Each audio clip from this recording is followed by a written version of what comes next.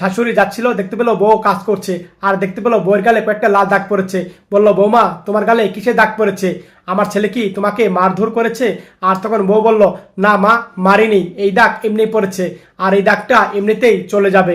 আর তখন শাশুড়ি বুঝতে পারলো। আর তখন শাশুড়ি বলল, আচ্ছা ঠিক আছে, আমি ছেলেকে বলছি। বললো, মা আপনি যেন না।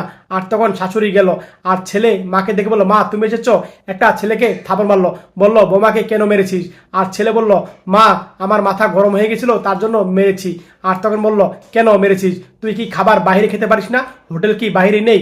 ঘরে খেতে হবে? এই নিয়ে মারামারি করছিস কেন? খবরদার, আমার বৌমাকে তুই আর কখনো মারবি না। আর যদি মারিস তাহলে কিন্তু খবর আছে, মনে রাখিস। ঠিক আছে মা। এই কথা বললো, মা চলে গেল। আর ছেলে মার দিকে তাকিয়ে রইল। আর তখন মা বৌমার কাছে যাচ্ছে। আর তখন বৌমাকে বললো, বৌমা।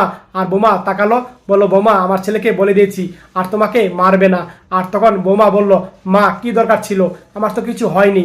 আর তখন বললো, মা শোনো, তুমি একটু ঠান্ডা হয়ে থেকো। আমার ছেলে যদি গরম হয়, রাগ করে তুমি চুপ করে থাকবা, কোনো কথা বলবো না।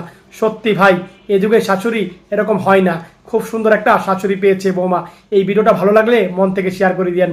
মন থেকে শেয়ার করে সবাইকে দেখার সুযোগ করে দেবেন। সবাই বেশি বেশি করে শেয়ার করে দিবেন।